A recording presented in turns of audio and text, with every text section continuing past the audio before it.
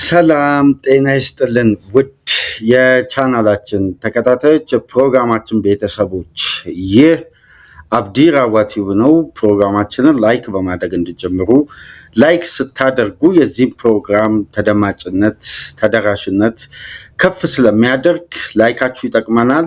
ላይክ እያደረጋችሁ እንድታደምጡን አዲስ ከሆናችሁ ቻናላችንን ዛሬ የከፈታችሁ ዛሬ ማድመጥ ለጀመራችሁ ሰብስክራይብ በማድረግ ለቻናላችን ቤተሰብ እንድትሆኑ በአክብሮት እየጋበዝን ይህንን ፕሮግራም ከሀገር ውጭ የምታደምጡ የቻናላችን ተከታታዮች የሁሉ ጊዜ ድጋፋችሁን በሱፐር ስቲከር፣ ሱፐር ቻት፣ ሱፐር ታንክስ ለቻናላችን እንድታበረክቱ በአክብሮት እየጋበዝን ባልተለመደ ሰዓት ወይም ዘውትር ከእናንተ ጋር በምንገናኝበት ሰዓት ሳይሆን አሁን የመጣነው በሰበር ዜና በተረጋገጠ መረጃ ከሰሞኑን በመወያያ አርዕስትነት ያነሳናቸው ነጥቦች በስተመጨረሻም እንግዲህ ትኩረት ተሰጥተው በጥልቀት ተመልክተው በስተመጨረሻም የ2024-25 የእንግሊዝ ፕሪሚየር ሊግ የአምናው ሻምፒዮን መሆን የቻሉት የሊቨርፑሉ አሰልጣኝ አርነ ስሎት በዘንድሮ የውድድር ዓመት ባሳዩት ብቃት በተደረገላቸው ሪቪው ምክንያት እንግዲህ አሰልጣኙ በብዙ መመዘኛዎች በሊቨርፑል ኃላፊዎች ዘንድ ለቀጣይ የውድድር ዓመታት ወይም ለቀሪ ኮንትራታቸው ብቁ ሆነው ስላልተገኙ አሰልጣኝ አርነ ስሎትን የሊቨርፑል ኃላፊዎች በስተመጨረሻም ከሊቨርፑል ኃላፊነት ማሰናበታቸው ተረጋግጧል። አርነ ስሎት ከሊቨርፑል ኃላፊነታቸው ላይ ተነስተዋል፣ ተሰናብተዋል። አርነ ስሎት ለሊቨርፑል የ2024-25 የፕሪሚየር ሊግ ዋንጫ ድል ማድረግ እንግዲህ ትልቁን ክሬዲት ያገኙ አሰልጣኝ ቢሆኑም በዘንድሮው በተጠናቀቀው የውድድር ዓመት ያሳዩት ብቃት የቡድኑ ትራንዚሽን ካወጡት ኢንቨስትመንት አንጻር የአሰልጣኙ ብቃት እዚህ ግባ የሚባል ባለመሆኑ እንግዲህ በስተመጨረሻም አሰልጣኙን ለማሰናበት የክለቡ የበላይ ጠባቂዎች ውሳኔ ማስተላለፋቸውን ተከትለው ዛሬ ከሰዓት በኋላ እንግዲህ እንዳደመጣችሁት አርነ ስሎትን ከስራ ገበታቸው ላይ እንዲነሱ የክለቡ ኃላፊዎች ውሳኔ አስተላልፈዋል ማለት ነው። በዚህም የተነሳ እንግዲህ በርካታ መልእክቶች በስልክም እንዲሁም በዩቲዩብ ቻናላችንም ላይ እየደረሰ ነው የሚገኘው እና መረጃውን ተመልክተናል። ነገር ግን ከቀናት በፊት እስቲ የሰራናቸውን 3 ፕሮግራሞች ወደኋላ መለስ ብላችሁ ተመልከቱ። 3 ፕሮግራሞች ላይ የራዮላን ፕሮግራም ከ10 ቀን በፊት ወደ እናንተ ተደራሽ ማድረግ ችለን ነበር። ከአንድ ሳምንት ከ5 ቀን በፊትም ፕሮግራም ገልጸንላችሁ ነበር። ለመጨረሻ ጊዜ በሊቨርፑል ዙሪያ አፕዴት ባደረግናችሁ መረጃ መሰረት ሲዝናል ሪቪው ሮብ ዕለት ይጀምራል። መቼ እንደሚጠናቀቅ አይታወቅም፣ ግን የሲዝናል ሪቪው ሂደት ሮብ ዕለት ይጀምራል። ከዛም በኋላ የሚወጣውን ውሳኔ ተከታትለን ወደ እናንተ የምናደርሳችሁ ይሆናል። ነገር ግን ሊቨርፑል በይፋ ሮብ ዕለት ሲዝናል ሪቪው ይጀምራል። አሁን ከሲዝናል ሪቪው ጋር በተያያዘ ያለን ተጨባጭ መረጃ ከጨዋታ ስልት ጋር ተያይዞ አፕሮች በምትለዋ ካታጎሪ የተቀመጠችው መመዘኛ አርነ ስሎትን ለስንብት ሊያበቃ ይችላል።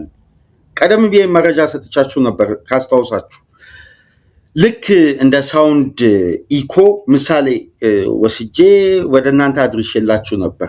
ልክ የሳውንድ ሲስተም ሃይ ሲሆን፣ ሚዲየም ሲሆን፣ ሎው ሲሆን የሚያሳየው ከፍ ዝቅ የምትለዋ ላይን ለአርነ ስሎት መቼም አንድ አሰልጣኝ በሊቨርፑል ቤት እንዲዘልቅ አፕሮቹ ከዛች ፐርሰንት ከ50% በላይ መሆን አለበት።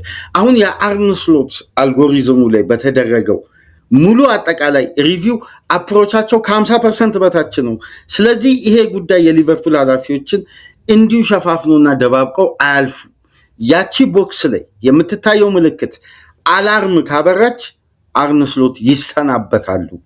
እርግጠኛውን ልንገራችሁ ስላችሁ ነበር እና ሮብ ዕለት ሲዝናል ሪቪው ተጀመረ።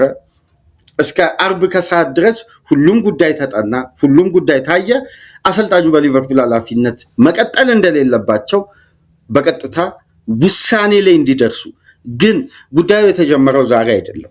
ሂደቱ የተጀመረው የሊቨርፑል ኃላፊዎች ዛቪ አሎንሶን ለመቅጠር አሁን ላይ ባለው ሙያዊ ሲቪ ደረጃ ለሊቨርፑል ስብስብ ሁነኛ ሰው ነው ብለው ስላላሰቡ በአሎንሶ ላይ ዝምታ መረጡ። ሉዊስ ኤንሪኬን ለበርካታ ጊዜ አጠበቁ፣ ሊሳካላቸው አልቻለም። ከሰባስቲያን ሆኔስ ጋር ኮንታክቶችን አደረጉ፣ ግን 1 ዓመት ኤክስፒሪየንስ ማድረግ ይጠበቅበት ነበር። ከዛም በኋላ ወደ ፈረንሳይ ተጓዙ። ወደ ፈረንሳይ ተጉዘው የዘንድሮ የውድድር ዓመት በፍራንስ ሊግ በነበረው አስደናቂ ጉዞ የሌንሱ የማመዱ ሳንጋሪ አሰልጣኝ ፒር ሳጌን አናገሩ። ግን እሱ ላይም የነበራቸውን ጥርጣሬ በተወሰነ መልኩ ጥርት ያለ ስላልነበር ከነ ጥርጣሬያቸው ከመሾም ይልቅ ዝምታም መርጠው እንግዲህ ከዚህ በፊትም ደጋግመን በእኛ ቻናል እንደምሰሙት ደጋግመን እንደምናነሳው ከሆነ የቻናላችን ዋና አዘጋጅም አባም ወደ እናንተ ፕሮግራሞችን በሚያደርስበት ሰዓት ሁሌም እንደሚያነሳው ለሊቨርፑል ሁነኛ ሰው ማለት አንዶኒ አሮላ ነው ይላል። በአርነ ስሎት ቅጥር እንኳን በመጀመሪያው ዙር የርገን ክሎፕን ሲተኩ ዋንጫውን ሲያመጡ አባ በአርነ ስሎት ላይ 100% እምነት የለውም የነበረው። የበለጠ እኚህን ስፔናዊ አሰልጣኝ ሊቨርፑላውያንን ካመለጠ ሊቨርፑል ሌላ ጤናማ አሰልጣኝ ለማምጣት ይቸገራል። ወይም ከሉዊስ ኤንሪኬ እና ከአንዶኒ አሮላ ውጪ ሌላ አሰልጣኝ ሊሆን አይገባም። ከሳምንት ከ15 ቀን በፊት ራዮላ የሚል በትልቁ የተጻፈበትን ፕሮግራም ወደኋላ መለስ ብላችሁ ማድመጥ ትችላላችሁ። ቀደም ብለን ኢንፎርሜሽኑን መረጃውን አጋርተናችሁ ነበር። ቀጣዩ የሊቨርፑል አሰልጣኝ የአርነ ስሎት ተተኪ አንዶኒ ራዮላ እንደሚሆኑ ኮዲው እየተረጋገጠ መጥቷል። አድቫንስድ ስቴጅ ላይ ነው። የኮንትራት ስምምነት፣ የተለያዩ ድርድሮች በተቀላጠፈ ሁኔታ እየተደረገ ነው። ግን ከራዮላ ጋር የነበረው ድርድርና ግንኙነት በሪቻርድ ዩዝ አማካኝነት የተጀመረው ማርች ወር ላይ ነው። ወደኋላ መለስ ብላችሁ በማርች ወር የሰራናቸው ፕሮግራሞችን ተመልከቱ። ራዮላ የአሎንሶ ሹመት ወደ ቼልሲም ወደ ሌላ ክለብም ሊሆን ይችላል፣ ግን ለሊቨርፑል ፌቨራይት ካንዲዴት የሆኑት አንዶኒ አሮላ ነው። ምናልባት አርነ ስሎትን የሚያሰናብቱ ከሆነ በቅርብ ሳምንት አንድ መረጃ ስናጋራችሁ ነበር። ሁሌም የአሰልጣኝ ለውጥ ሲኖር በሊቨርፑል ዙሪያ የሚጽፉ ሪፖርተሮች የሚያነሷቸው ተመሳሳይ ሀሳቦች አሉ። ከአሰልጣኙ ጋር መቆየት፣ ለአሰልጣኙ ጊዜ መስጠት፣ አሰልጣኙን ባክ ማድረግ፣ ከማናጀሩ ጋር ስቲክ አድርጎ መቆየት፣ በቂ ፋሲሊቲ አልተሟላለትም፣ በቂ ቱሎች አልቀረቡለትም የሚሉ ሀሳቦች በሊቨርፑል ዘጋቢዎች ዘንድ የሚቀርብ ከሆነ አትመኑ። ይሄ ከክለቡ የሚሰጠው ፕሮፓጋንዳ ነው። ይሄ ጉዳዩ ለማርገብ ሁኔታውን ለማቀስቀስ ከጊዜ በኋላ በእርግጠኝነት ለውጥ ይመጣል። እንደውም አንድ ፖስት ወደ እናንተ አጋርቼ ነበር። ጄምስ ፒርስ ብሬንደን ሮጀርስ ከመሰናበታቸው ከ15 ቀን በፊት ምን ብሎ ፖስቶ ነበር? ሊቨርፑል በምንም አይነት መንገድ ካርሎ አንጀሎቲን አፕሮች አላደረገም። የበለጠ ክለቡ አፕሮቹ የነበረው ብሬንደን ሮጀርስን ማቆየት ነው አለ። ከ15 ቀን በኋላ የርገን ክሎፕ መጡ፣ ብሬንደን ሮጀርስ ተሰናበቱ። አሁንም በቅርብ ሳምንት ከሳንታ አውናም ከተለያዩ ሰባስቲያን ዴኒስ የሚባል የፉቶ መርካቶ ዘጋቢ ይዞ በወጣው ዘገባ መሰረት በቅርብ ሳምንት ወደ እናንተ መረጃውን ይዘን መተን ነበር። ሊቨርፑል ከአንዶኒ አሮላ ጋር ኮንታክት ጀምሯል። አርነ ስሎት ቀጣይ ሲዝን የሊቨርፑል አሰልጣኝ አይሆኑም ብሎ ዘጋቢው የሰራውን ሪፖርት ወደ እናንተ መረጃውን ስናደርስ በወቅቱ በኮሜንት መስጫችን ላይ እነ ፉቶ መርካቶ ምናምን የሚባሉ ብዙም የማይታመኑ የሚዲያ ምንጮች ናቸው ብለው እንግዲህ መረጃውን ብዙም ሳይቀበሉን ቀርተው ነበር ሊቨርፑል ደጋፊዎች። እና በዛ ወቅት ምን የሚል መረጃ ነበር የወጣው? አሰልጣኙን መደገፍ የሊቨርፑል ኃላፊዎች ተቀዳሚ ምርጫ። ይሄ ሲዝኑ እስከሚጠናቀቅ ድረስ በተደጋጋሚ የሊቨርፑል ቤት አሰራር ነው። ሲዝን እስከሚጠናቀቅ ሁነኛ አሰልጣኝ በአመቱ መጨረሻ መጥቶ ፕሪሲዝኑን ተጠቅሞ ቡድኑን አቀናጅቶ ቡድኑን ገንብቶ ለቀጣይ ዓመት እስከሚያዘጋጅ ድረስ በበቂ ሁኔታ ጊዜ እንዲሰጠው ያንን አሰልጣኝ እየታገሱ ነው የሚቆዩት። ሊቨርፑል በባህሉ በጣም አስገዳጅ ሲሪየስ ካልሆነ በስተቀር ሲዝናል መሀል ላይ አሰልጣኝ የመቀየር ኤክስፒሪየንስ የለውም አስገዳጅ እስካልሆነ ድረስ። ለዛ ነው ራዮላን ማምጣት ለአሰልጣኞቹ ለኃላፊዎቹ የመጨረሻ ምርጫ ስለነበር አንዶኒ አሮላን እንግዲህ ሲጠባበቁ ቀደም ብሎ አሰልጣኙም ከበርንማውዝ ጋር ለመለያየት ውሳኔውን ማስተላለፉን ተከትሎ በስተመጨረሻም አንዶኒ አሮላ ሹመታቸውን ተከትሎ ሌሎች ፕሮግራሞችን ይዘን የምንመጣ ይሆናል። እስካሁን ድረስ ኦፊሻሊ ሹመቱ ባይፈጸምም አሁን ላይ ባሉ ተጨባጭ እውነታዎች የምንመለከተው አንዶኒ ራዮላ የሊቨርፑል ቀጣይ አሰልጣኝ መሆናቸው የማይቀር ነው። ነገር ግን ከቀናት በፊት ወደ እናንተ መረጃውን ባደረስንበት ወቅት የመጀመሪያ ነጥብ የኢብራሂም ኩናቴ ጉዳይ ከአርነ ስሎት ጋር በቀጥታ ተያያዥ የሆነበት ምንም አይነት መመዘኛ የለም።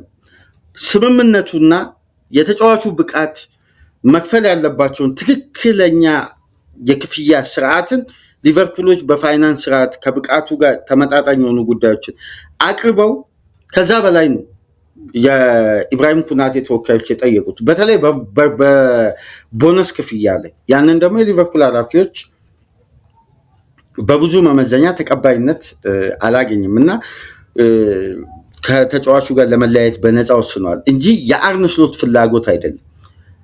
መጀመሪያ ከአሰልጣኙ ሹመት እስከ ዛሬው ስንብት ድረስ የምነግራችሁ አንድ አይነት ጉዳይ አለ። አርነ ስሎትን የሊቨርፑል ኃላፊዎች የሾሙት ሄድ ኮች አድርገው ነው። ማባረር፣ መሾም፣ እንዲቀጥሉ ማድረግ አለማድረግ የሚለው ጉዳይ አይደለም። ስልጠና ላይ ነው ትልቁ ኃላፊነታቸው። የትኛውም ፓወራቸው በአብዛኛው የተያዘው በሊቨርፑል ኃላፊዎች ላይ ነው። የሚቀርብላቸውን ግብአቶችን ያሰለጥናሉ። ከዛ በዘለለ ያላቸው ፓወር በሄድ ኮችነት ላይ ስለሆነ ወደ ማናጀር ደረጃ አይደለም። ያ ደግሞ ምናልባት በስራ ዘመናቸው ላይ አርነ ስሎትን በነፃነትም እንዲሰሩ የረዳቸው ይመስላል። በስተመጨረሻም እንግዲህ አሰልጣኙም ወደ ኤሲ ሚላን የመሄድ እድላቸው በጣም ሰፊ እንደሆነ እየተነገረ ነው የሚገኘው። አሁን ላይ ግን የአንዶኒ አሮላ ወደ ሊቨርፑል መምጣት ኦፊሻሊ እየተረጋገጠ መጥቷል። አርነ ስሎት ደግሞ በቀጣይነት የኤሲ ሚላን አሰልጣኝ ለመሆን መቃረባቸውን እዛው ጋር ተያይዞ መረጃዎች እየወጡ ነው የሚገኙትና በ2025/26 የውድድር ዓመት እንግዲህ ከቶፕ 6 ከሚባሉ ክለቦች ውስጥ ከስድስቱ 5ቱ አሰልጣኝ ቀይረዋል። ቶትናም፣ ማንቸስተር፣ ቼልሲ፣ ማንቸስተር ሲቲ፣ አሁን ሊቨርፑል። አርቴታ ብቻ ነው እንግዲህ በአርሴናል ቤት ቆይታ ያደረገውና የሊጉ ሻምፒዮን መሆን የቻለው። ሁሉም በውድድር ዓመቱ ሲቲ እንደምታውቁት በቀጥታ ከፔፕ ጋርዲዮላ ጋር ከተለያየ በኋላ ኤንዞ ማሬስካን ለመቅጠር ሁሉንም ቅድመ ሁኔታዎችን አጠናቋል። ሊቨርፑልም አሁን በቀጣይነት አንዶኒ አሮላን የክለቡ ዋና ሄድ ኮች አድርጎ በቀጣይ 24 ሰዓታት ኦፊሻሊ ክለቡ የሚያረጋግጥ ይሆናል። ኦፊሻሊ አንዶኒ ራዮላ በቀጣይ የውድድር ዓመት የሊቨርፑል ሄድ ኮች ሆኖ በአሰልጣኝነት የሚመራ ይሆናል እና እስከ 2029/30 የሚያቆያቸውን የ3 ዓመት ተኩል ኮንትራት ለመፈረምም አንዶኒ አሮላ ተስማምቷል። ከዚህ በፊት ደጋግመን ነግረናችሁ ነበር። የና አንዶኒ አሮላ ካምፓኒ ኤጀንሲ IDIF የሚባለው በኢኒያኪ ኢቫኔዝ ነው የሚመራው። ኢኒያኪ ኢቫኔዝ ማለት ደግሞ የአንዶኒ አሮላ፣ የዛቪ አሎንሶ፣ የሚካኤል አርቴታ፣ የነ ማርቲን ዙቢሜንዲ፣ የነ ሚካኤል ሜሪኖ የባስኩ ክፍል የሳን ሰባስቲያን ጉፔስኮ እዛ ስፔን ውስጥ በምትገኝ መንደር ውስጥ ያደጉ የጎለበቱ ከፍ ያሉ አሰልጣኞች ተጫዋቾችን በኤጀንሲነት የያዘ ትልቅ ካምፓኒ ኤጀንት ሆኖ የያዟቸው ካምፓኒዎች ናቸው እና ያንን ካምፓኒ ሪቻርድ ሂውዝ የአሁኑ የሊቨርፑል ስፖርቲንግ ዳይሬክተር በበላይነት አስተዳድሯል ለ4 ዓመት። ያው መቀመጫውን እንግሊዝ አድርጎ ማለት ነው። ዛሬ ላይ እንግዲህ አንዶኒ አሮላን ለማምጣት ሪቻርድ ሂውዝ ትልቁ ሚና ከበስተጀርባ እየተጫወቱ መሆኑን እንግዲህ በስፋት እየተነገረ ነው የሚገኘው እና የሊቨርፑል ቀጣይ አሰልጣኝ አንዶኒ አሮላ መሆናቸው የማይቀር ነው። ኦፊሻል ኮንፈርሜሽኑ ሲደረግ ደግሞ የበለጠ ዝርዝር ጉዳዮችን ይዘንላችሁ የምንመጣ ነው። ለማንኛውም ግን አርነ ስሎት ለሊቨርፑል የአንድ ዓመት የከፍታ ዘመን ጥሩ አሰልጣኝ ነበሩ። በተጠናቀቀው የውድድር ዓመት ሊቨርፑል ባኮን ዘ ፐርች ወደ ከፍታችን ተመልሰናል ብለው ድላቸውን ከፍ እንዲያደርጉ የአርነ ስሎት አስተዋጽኦ ትልቁን ድርሻ ይወስዳል። ጥሩ ሲዝን አሳልፏል። የዘንድሮ ሲዝን ግን በራሳቸው ቅርጽ በራሳቸው አይደንቲቲ ለመገንባት የተጓዙበት ርቀት በእጅጉ የሊቨርፑልን ታሪክ አደጋ ውስጥ መክተቱን ተከትሎ እንግዲህ ከኛ በረጅም ርቀት በሙያዊ እውቀትና ረቂቅ የሆነ እግር ኳስ የመረዳት አቅማቸው ከፍ ያሉና የጎለበቱ ስራ አስኪያጆች የተሻለውን መንገድ አስፍቶ በመመልከት በስተመጨረሻም ይህን ውሳኔ አስተላልፈዋል። በነገራችን ላይ በእግር ኳስ የማንም አሰልጣኝ ስንብት ክለቡን ልንወድ እንችላለን፣ ለክለቡ የተለየ ፍቅር ሊኖረን ይችላል። በአሰልጣኝ ስንብት ግን ልንደሰት አይገባም። ለምን መሰላችሁ? በዓለም አቀፍ ደረጃ አንድ አሰልጣኝ አንድን ቡድን ለመገንባት የሚለፋበት የሚደክምበት ደረጃ ለተመለከተና በዛው ደረጃ ውጤቶች ካልመጡ ድካሙ ነው መና የቀረው። አሰልጣኝ አይደክምም አይባል። ስለዚህ አንድ የእግር ኳስ ቤተሰብ ስራውን ስላጣ በሲቪው ላይ ትልቁን ፓወር ትልቁን እድል ተጠቅሞ የሆነ ጉዳይ ፈቀቅ ለማድረግ የሚጥርን አሰልጣኝ በመሰናበቱ ልንደሰት አይገባም። እግር ኳሳዊ አይደለም። ባይሆን ለሚመጣው አሰልጣኝ ነው መደላደሉን መፍጠር እንጂ እኔ በአሰልጣኝ ስንብት ማንኛውም አሰልጣኝ እዚህ ምድር ላይ ያለ የእግር ኳስ ባለሙያ አንድን ክለብ በተለይ ሲሰናበት ሲለቅ እንደ ኤርገን ክሎፕ እንደ ሙሽራ ነው የሚሸኘው። ግን ስንብት ለአሰልጣኝ ሞራል ጥሩ አይደለም። ምክንያቱም ይደክማሉ፣ ይለፋሉ፣ እንቅልፍ የሚያሳጡ በርካታ ጊዜያት አሉ። ፈተናዎቹ ቀላል አይደሉም። በተለይ የሊቨርፑል አይነት ደግሞ በዓለም አቀፍ ደረጃ ሰፊ ድጋፍ ያለው ሰፊ ስፕሪት ያለው አንድ አይነት ትስስር ያለው ባህሉ እምነቱ ፍጹም የተጠበቀ ምርጥ ክለብ ደግሞ የበለጠ እንደነዚህ አይነት ካልቸሮችን አያስተናግድም። ግን ለክለቡ ውጤት ማጣት ተጠቃሽ ግንባር ቀደም ነበሩ። በቃ ኃላፊነታቸው ከዚህ በላይ ሊያበቃቸው አልቻለም። ስራቸው ከዚህ በላይ ፈቀቅ ሊል አልቻለም። ከነሱ በተሻለ ሙያው ላይ ባሉ አሰልጣኞች መሰልጠን ሊቨርፑል ስላለበት አሰልጣኙን በክብር ሸኝቷል።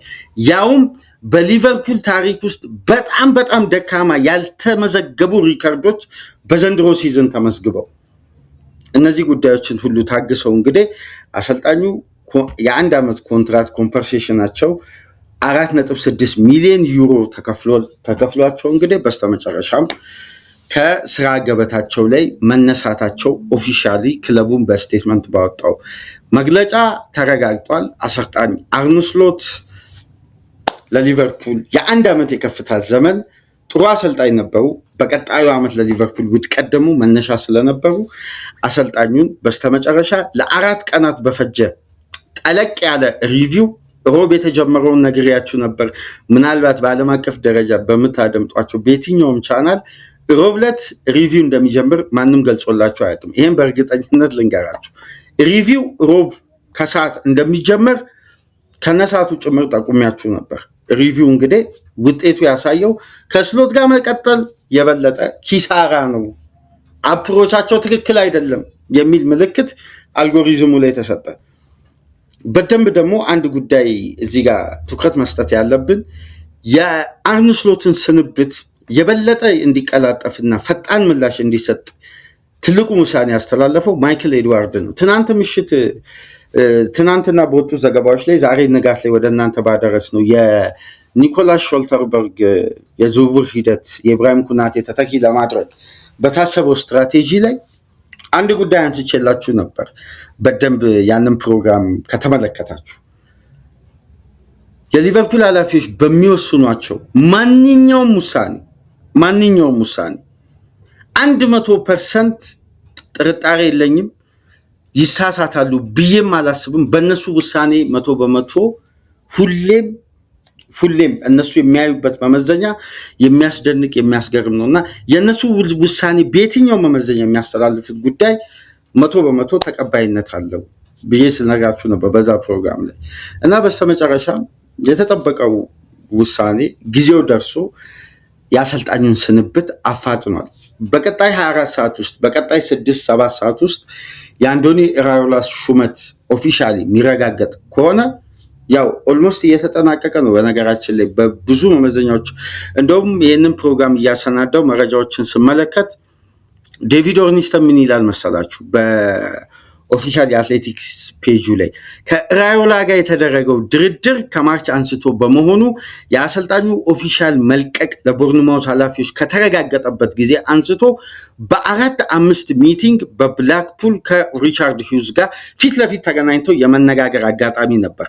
ባለፉት ጥቂት ሳምንታት ውስጥ በነበረው ግንኙነት ለኢራዮላ ከክሪስታል ፓላስ እስከ ባየር ሙኒክ እስከ ኤሲ ሚላን ጠንካራ የኮንትራት ሂደት ቢመጣላቸውም ከሪቻርድ ሂውዝ ጋር ባደረጉት ጠበቅ ያለ ድርድርና የፈጠሩት ጠለቅ ያለ ግንኙነት የበለጠ በአሰልጣኙ ዘንድ እምነት ጥሎ የሌሎችን ጥያቄዎች ላለመቀበልና ይሄን የሊቨርፑላውያንን ውሳኔ ጠብቀው በስተመጨረሻ በራቸውን ከፍተዋል ይላል። ይሄን እንግዲህ ያወጣው ዴቪድ ኦርኒስተን ነው። በስተመጨረሻም እንግዲህ አርነ ስሎትን ተክቶ ወደ ሊቨርፑል የሚመጣው አሰልጣኝ አንዶኒ ኢራዮላ ነው። እንግዲህ ከ2 ዓመት በፊት በዚህ ወቅት ታስታውሱ እንደሆነ ክፍል 1 እና ክፍል 2 ፕሮግራም ብለን ከአባ ጋር ከፍተኛ ክርክር አድርገን ነበር። እኔ በስሎት ወገን ሆኜ አባ ደግሞ የስሎትን ቅጥር ገና ሲፈጸም ኧረ እነዚህ ኔዘርላንዳውያን ከዘመናዊ እግር ኳስ ጋር እኩል ያልተጓዙ የነሱ ሀሳብ 2000 መግቢያ ላይ አርጧል። ከዛ በኋላ ኔዘርላንዳውያን በዘመናዊ እግር ኳስ ሰብሮ መግባት አልቻሉም። የነሱ ሀሳብ ተቀባይነት የለውም አባ በሚል አቋም ላይ ስንከራከር እንግዲህ ስሎት ዋንጫውን አመጡ። አባ ይቅርታ ይጠይቃሉ የሊቨርፑል ደጋፊዎች። አሁን ደግሞ እውነታው አባ ያን የጠረጠረው ጉዳይ ተፈጻሚ ሆነና ዋንጫ ማግኘት ከኃላፊነት ላይ ከመነሳት እንደማያድን ስሎት ማረጋገጫው ነው። እና ዛሬ ላይ እኔ ነኝ አባ ይቅርታ መጠየቅ ያለብኝ። ምክንያቱም በክሎፕ አይደንቲቲ እና ስፒሪት ውስጥ ያለው ቅኝት የተወሰኑ ኪ ፓርቶችን አቀናጅተው ለስኬት አበቁ። ከዛም በኋላ በራሳቸው መመዘኛ ሲጀምሩ ግን እውነትም አባ እንደተጠራጠረው ስሎት ያላቸው አፕሮች ከፍተኛ ሊሆን አልቻለም። በዛ ምክንያት ለስንብት በክተዋል። እና እኔ በዚህ አጋጣሚ አባን ይቅርታ መጠየቅ ፈልጌ ያኔ በጣም ሞግቸው ነበር። የበለጠ በዛን ወቅት ኢራዮላ ላለመውረድ ተጫውቶ በርንማውዝን ሲያተርፍ በጣም የሚገርማችሁ ነገር አባ አንዶኒ ኢራዮላ ነው መሆን ያለበት የሊቨርፑል አሰልጣኝ አንዶኒ ኢራዮላ ነው መሆን ያለበት ብሎ ከኔ ጋር በከፍተኛ ሁኔታ ይከራከር ነበር። እና በስተመጨረሻም እንግዲህ አሁን ፋብሪዚዮ ሮማኖም ኦፊሻሊ ኮንፈርም ብሏል። አንዶኒ ኢራዮላ አዲሱ የሊቨርፑል ሄድ ኮች ተደርጎ ተሾሟል። መረጃውን ለእናንተ እያደረስኩኝ ፋብሪዚዮ ሮማኖ እንግዲህ 100% በስተመጨረሻ ኒው ሊቨርፑል ሄድ ኮች አንዶኒ ኢራዮላ ብሎ እሱ ቀደም ብሎ ኦፊሻሊ ኮንፈርም ማድረግ ችሏል። ካሁን በኋላ ባሉ ጉዳዮች እንግዲህ ለአርነ ስሎት በሚቀርቡ ግብአቶች ሳይሆን ለአንዶኒ ኢራዮላ በሚቀርቡ ግብአቶች ላይ ምንወያይ ይሆናል። ስለዚህ አዲስ የሊቨርፑል አሰልጣኝ ሆኗል። የበለጠ ጉዳዩን ዲቴል ተመልክተን አባንም አካተን ከ2 ዓመት በፊት የተነበየው ጉዳይ የታየው ይሄ ዋንጫ አላሳመነኝም፣ ዋንጫ ሊቨርፑል ቢያሸንፍም አሰልጣኙ መቀጠል የለባቸውም ብሎ ሲከራከር በርካታ የሊቨርፑል ደጋፊዎች በአባ ላይ ቅሬታ ነበራቸው። በስተመጨረሻም ግን እንግዲህ የእሱ ሀሳብ የሁሉንም የእግር ኳስ ቤተሰብ የገዛ ይመስለኛል። እና አንዳንዴ ሊቨርፑልን መደገፍ ከ35 ዓመት በላይ ሊቨርፑልን ደግፏል እና የክለቡን ስትራቴጂ ምን አይነት ውሳኔ ሊመጣ እንደሚችል ቀደም ብሎ ግምቶችን ያስቀምጣል። እና ከቀናት በፊትም ኢራዮላ ቀጣይ ሊቨርፑል አሰልጣኝ ይሆናል፣ በጭራሽ አርነ ስሎትን ይዘው ቀጣይ ዓመት ሊቨርፑላውያን አይቀጥሉም እያለኝ ነበር ከማርክ ጀርባ። እና በስተመጨረሻም ይሄ ጉዳይ ተፈጻሚ ይሆናል። እና ያው እንኳን ደስ አለ አርነ ስሎት ተሰናበተ ብላችሁ ለላካችሁ ለሊቨርፑል ደጋፊዎች እንግዲህ እኔ በአሰልጣኝ ስንብት ደስተኛ አልሆንም። ለምን? ስራቸው በጣም አድካሚ ነው፣ አልፊ ነው። የክሎፕን ጫማ የሚያክል የክሎፕን ወንበር የክሎፕን ክፍተት ለመሸፈን የተቀበሉት ኃላፊነት ለአርነ ስሎት የመጀመሪያው ሲዝን ብዙም ድምፅ ሳይሰማ፣ ሁለተኛው ሲዝን ግን በጣም በጣም በጣም የታሪክ መዘበራረቅ ሁላ እስኪፈጠር ድረስ ደካማ ሪከርዶች ተፈጽመው በስተመጨረሻም እንግዲህ ስሎትን ለማሰናበት ተገደው ራዮላን ለማምጣት ተመርጠዋል። ይሄ ነው ያለው እስካሁን ሌተስት አፕዴት። ንጋት በሚኖረን ፕሮግራም ከፔዥ አርሴናል የዩኤፋ ሻምፒየንስ ሊግ ፍጻሜ ጨዋታ በኋላ ሰፋ ያሉ ዝርዝር ጉዳዮችን ይዘላችሁ ብንመጣ ይሆናል። ላይክ፣ ሼር፣ ሰብስክራይብ አድርጉ። ከሀገር ውጭ የምታደምጡ በሱፐር ስቲከር፣ ሱፐር ቻት፣ ሱፐር ታንክስ ድጋፍ አድርጉ። በንጋት የእሁድ ፕሮግራማችን እንገናኝ። እስከዛው ድረስ ሰላም ቆዩ።